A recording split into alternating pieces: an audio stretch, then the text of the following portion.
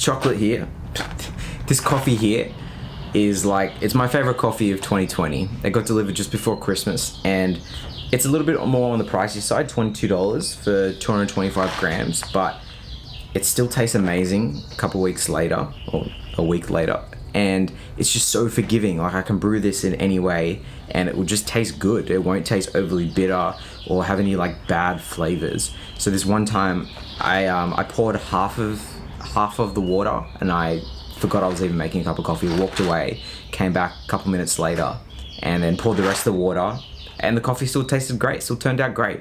So this Panama Hartman Estate, it's my favorite of 2020. Anyway, today we're going to talk about my 2020 year in sport. So Strava create a year in sport, and it's basically just this like animation, and I'm just going to review it. I'm just going to go through it with you guys. All right, here we go. 1 year unexpected. Yeah. A million reasons to throw in the towel.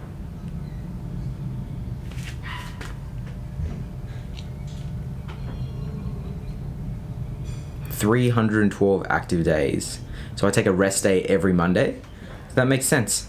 Most active day Saturday. Standard. I'm out with the lads, with the fellas. There's always something going on. Top sports. Ooh, what could it be? I wonder what my 1% other is. Probably swimming. I don't know what I was thinking when I went running. Total time. This will be interesting. 667 hours. I wonder how many hours there are in... That's a lot of hours. And July, my most active month? Wow, that's the middle of winter. 6 to 7. Hey, I'm a common man, as they say. I got a full-time job. I mean, I got to get up early. There's no pro hours for me. Total distance. This would be interesting. 18,653. Wow.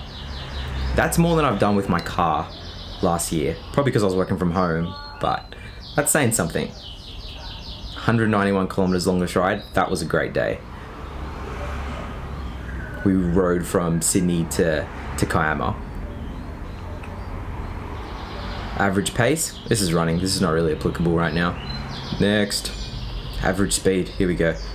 Hope I can get 30 or above, or close to 30. 28. Yeah, it's not bad. It's not bad. Elevation gain. Here we go. 220,000. I don't know if that's a lot or a little. Oh, here we go. 2019 was 151k elevation, and 2020 was 224. That's significantly more. I've done good there. I wonder how many Everest-ings that is. Hilliest activity. 2,873. Yep, it was that day we rode from Sydney to Kiama. Total kudos.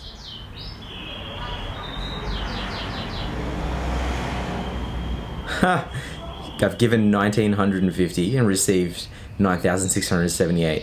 I feel like the balance is a little bit lopsided there. Ooh, I've got to up my game. I've got to give some more kudos. 63 kudos. Nowra to Royal Mail Hotel Braidwood. That was a hard ride. That deserved the kudos. It was like 40 degrees. It was on gravel for the majority of the ride, and like the salt stains in the jersey there just speak for themselves. Top photos. Oh, so the salty photo made it. Second in Southern Crit, and just a random scenic shot from Mount Kira down in Wollongong. I'm happy with those.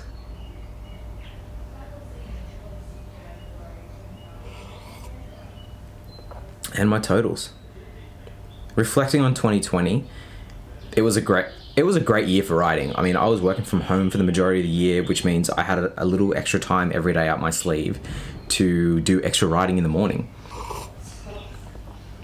Some of my favorite rides of 2020 were the Great Otway Gravel Grind back in January. It was a gravel race down in Victoria, and it was just so lush, so green down there, and it was just somewhere completely different. John and I drove down in one day. It was like a 10-hour drive. We swapped off turns on the way down, and it was just a great time. We roomed about 8 guys in a house, and just went down and did a race with a bunch of really fast people. I didn't do that great, but it was cool just riding with some of Australia's best mountain bikers and gravel riders in the country. Next was the overnight ride from Sydney to Kiama and Kiama back to Sydney. Even though I've ridden south so many times before, riding south even longer and doing climbs that we've never done before and just being with a cool group of guys. And then there was some gravel stitch ups. It was just good times. It was the first overnighter we'd done this year and pretty much of all time with that many guys. Everything worked out really well. Everything went smoothly. It was a great ride. Then after that was the Coffs Harbour 3-day adventure. That was completely new roads and just good times overall. Although for me, I had a fractured tailbone at the time from doing a wheelie and falling off my bike the week before and just landed straight on my tailbone. I was in complete agony throughout those 3 days riding in Coffs, but because it was such good riding, it kind of took my mind off things. And I'd go there again for riding for sure. And then that's one of John's favorite rides of the year as well. And then next was the Nowra to Canberra gravel adventure. We didn't make it to Nowra. We only made it like 140 out of 230 Ks, but not completing a ride was cool in itself. It was a 40-degree hot day, and I'm gonna be honest, I complete most of the rides I've set out to do, because I mean, you can go slow and complete a ride, even though it doesn't always go to plan. It's completed at the end of the day. But this was a ride that we didn't get to finish. We didn't get to complete. I'm aching to go back and do something like that again, or complete that challenge again.